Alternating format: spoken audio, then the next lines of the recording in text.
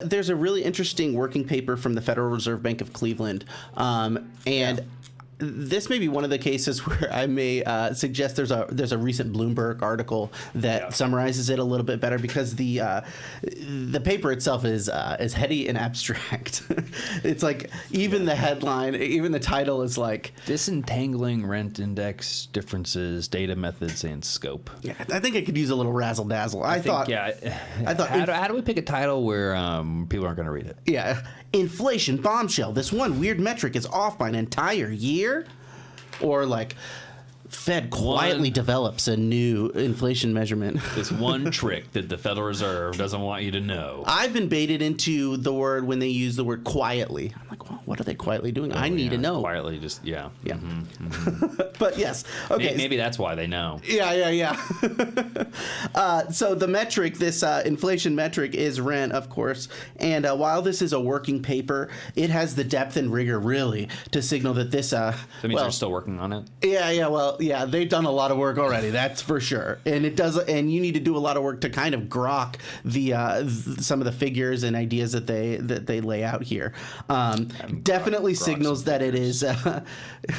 Definitely signals that it is like. That some smart people are really. It's an academic style paper. It's got they've got weights to different rent measurements. They're referencing appendices. They have 6 decent footnotes in the first 3 paragraphs. So have we not copied all this and dumped it in the Chat GPT? Not yet. Not yet. Right. I did have a thought. I was mostly finished with it. I was like, you know what? No, it's fine. Yeah.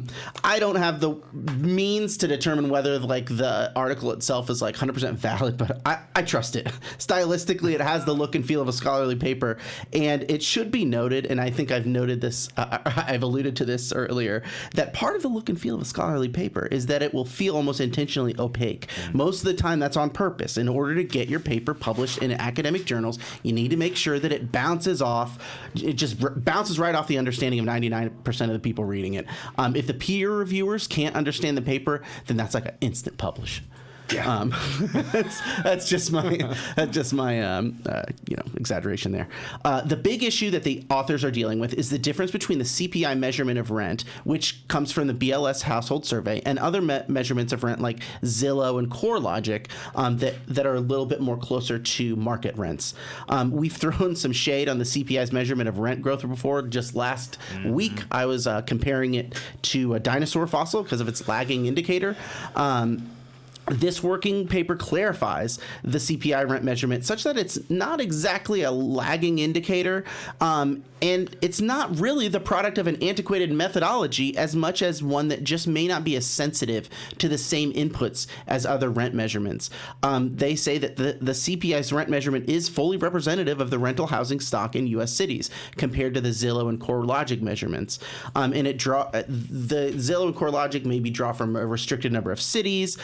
It doesn't, it limits themselves on the types of housing that it tracks. And there are other things and other weights that aren't applied to these kind of private rent trackers that the CPI is updating, and they are kind of like putting some real work on there. So should this really be called like in defense of CPI? Well, it kind of is, and maybe it's because they are striking a very disinterested, unbiased it's tone. been under attack. I mean, by not just people in the housing industry, but I mean, housing has been spoken more and more in just that macroeconomic conversation, and with CPI being such an important market mover and housing making up 30% of that, it's like, what are we actually looking at? That's a really great point. Is I don't think the argument should necessarily be about like the CPI is using like old or bad data. They're just the real difference is are they measuring the rent growth for all renters, or are they measuring just new renters? Yeah, and that's where we bump or that's where the different metrics kind of bump into each other. We're looking at market rate versus just kind of your average like effective rent. And honestly, like this paper almost makes an implicit argument that like, let's carve out another line in the CPI report. I don't care if you have to make a new core line graph for CPI, but the weight of rental housing, and then weight them with each other and have them each be a subcomponent of rent. Yep. So I mean, there's ways to amend the CPI to reflect the movement of new leases rather than the existing lease, which it is a lagging indicator. The stakes of this argument, which I really think that there are big ones, and that they always, when I was trying to submit academic papers, they would say like, oh, what are the implications? What are the real stakes? And they're big ones.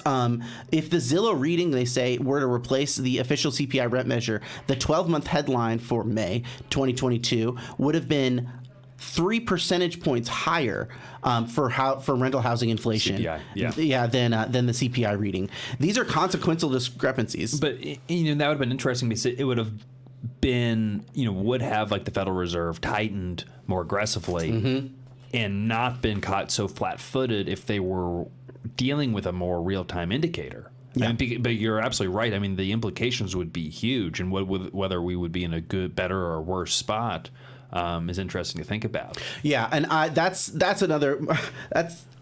like my big question is, obviously the Federal Reserve knows, and the people that are involved there, they're aware of the drawbacks and the quirks of the CPI report, or at least they should be, because there still is, when you see that number, your instant thought isn't like, oh wait, no, I got to do that adjusting. There's a psychological effect, however mild it may be, even though Jerome Powell has referenced that it's a lagging indicator. And question. There's consistency going back, and that we've always made our decisions based on this. And although the Federal Reserve looks at like PCE sometimes more than CPI.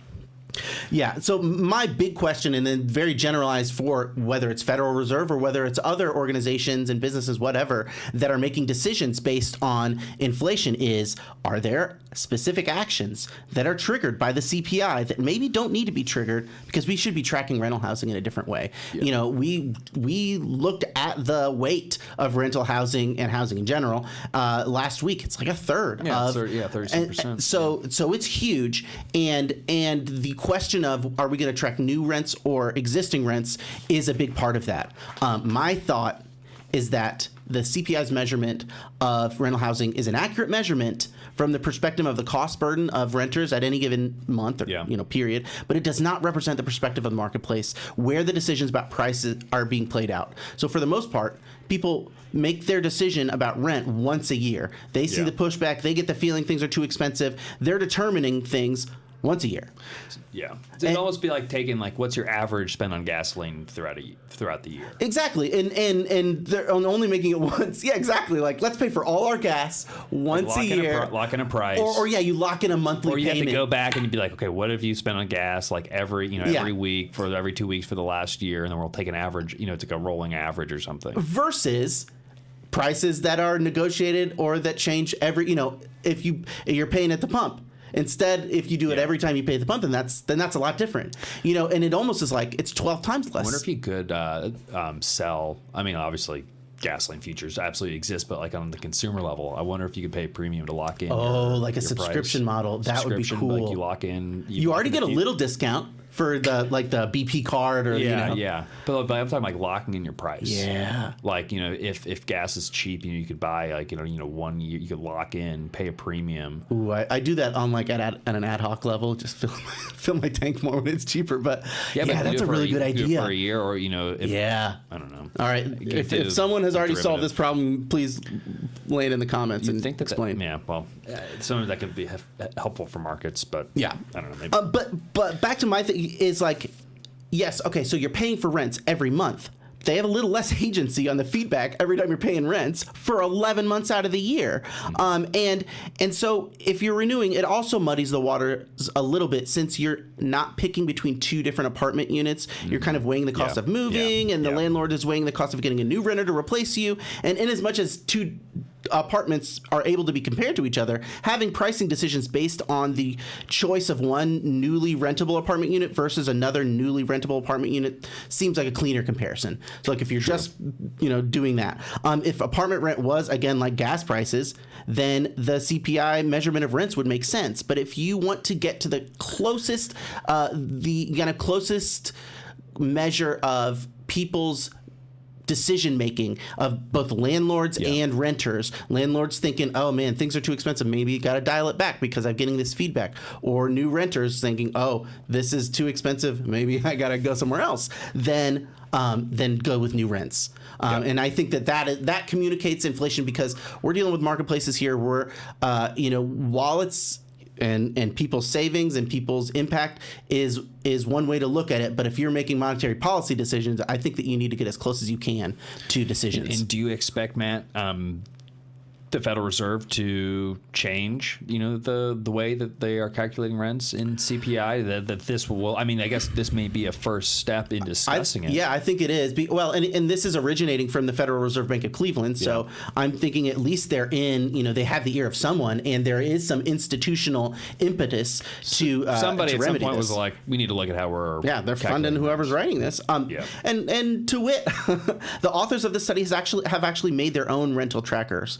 A couple of them in the spirit, I think, of the Gray Report National Rent Tracker. Yeah, which is really kind of the more of the leading source. And actually, there's been some speculation, Matt, I don't know if you could add any color to this, that the Federal Reserve Bank of Cleveland may be kind of just following in Gray Report's footsteps, seeing what we're doing. You can read between the lines, and there are a lot of lines to read between in that report. It's almost like a little too bit of a coincidence.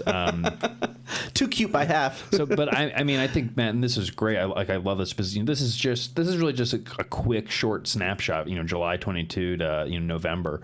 But you see every single source tracking downward for rent growth. Besides CPI, CPI is moving in the opposite direction. Yeah, and if you look in some of the charts that are in that working paper, you can see similar, like an echo effect almost. Yeah. And actually, that's kind of where one of the better parts of that study is. It's on page 21 of the document. The report shows more at a glance. They had these figures 1 and 2, more at a glance than I can describe with piles of paragraphs. It covers the ACY marginal rent index, which is really like the most volatile one, and they don't discuss it at length in the paper. But I am really interested in the comparison with Zillow, CoreLogic, and the CPI measurements as a basis of comparison. It's a little more interesting to see, for instance, how noticeably CPI lags the other rent measurements, or how much the Zillow index jumped in 2021 compared to the other trackers. And in Figure 2, they actually directly compare. It's the Figure 2 of that first page. They directly compare the all tenant measurement of rent versus the new tenant measurement of rent, and they have that CPI as a baseline. CPI is supposed to be its rough equivalent, but you can see how this working paper's metric of all tenants actually leads it by just a little bit, by 1/4. So that is what they kind of determined is their new tenant repeat rent, which is one of the working paper's created metrics, is about 12 months ahead of the CPI measurement. And their all tenant, which is supposed to be the same kind of measurement as the CPI, it's 1/4 ahead of the CPI. Really, really interesting, and I do think that you identified probably the most significant implication of this development is there might be some movement, and there might be some increasing consideration among Federal Reserve members that we got to stop. We got to stop looking at this old rent stuff. Yeah. But that's just my opinion. I think it's definitely in the conversation.